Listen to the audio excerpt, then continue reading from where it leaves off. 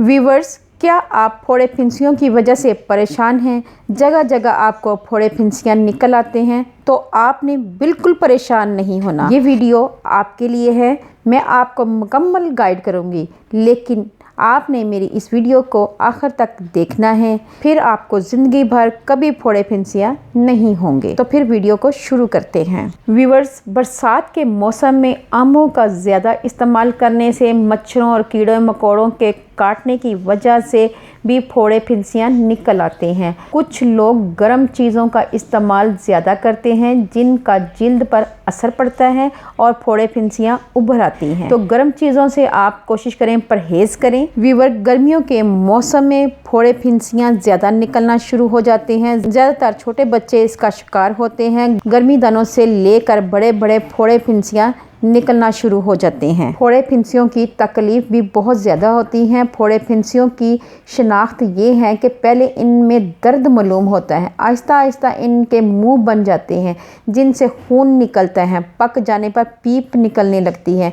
इन फिंसियों में टीस उठती है, जलन होती है और इंसान दर्द से कहराता है, बेचैन रहता है। और इसका आसान घरेलू इलाज ये है कि आपने फोड़े को पकाने के लिए पान के पत्ते पर थोड़ा सा गर्म घी लगाकर फोड़े पर बांध दें। फोड़ा फूट जाएगा और उसमें से पीप निकल आएगी और वो खुश्क हो जाएगा। एक और रेमेडी है कि आपने फोड़े पर मक्खन लगाकर रुई की पट्टी बांधने से भी फोड़ा फूट जाएगा और इसमें से पीप निकल जाएगी और वो खुश्क हो जाएगा। इसके अलावा एक और रेमेडी है कि आपने गेहूं के आटे में हल्दी, नमक, थोड़ी सी हल्दी डालनी है और थोड़ा सा नमक डालकर एक मिक्स करके एक पोटली बना लेनी है और इस पोटली को आपने फोड़े वाली जगह पर बांध लेना है। इससे भी फोड़ा जल्दी फूट जाएगा और आप जल्द आराम महसूस करेंगे। व्यूअर, इसके साथ आपने एक और रेमेडी है कि आपने लहसुन और काली मिर्च पीसकर इसका लेप करने से भी फोड़ा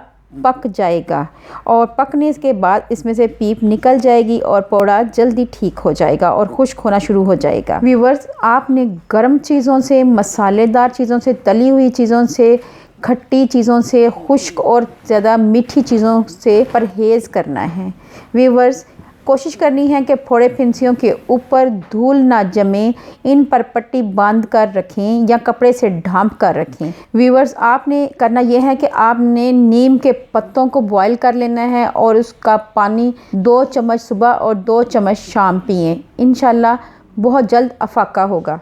अगर आपको मेरी ये वीडियो अच्छी लगे तो मेरे चैनल को जल्दी से कर लें सब्सक्राइब और बेल आइकॉन को ज़रूर प्रेस करें ताकि लेटेस्ट नोटिफिकेशन आप तक पहुँच सके।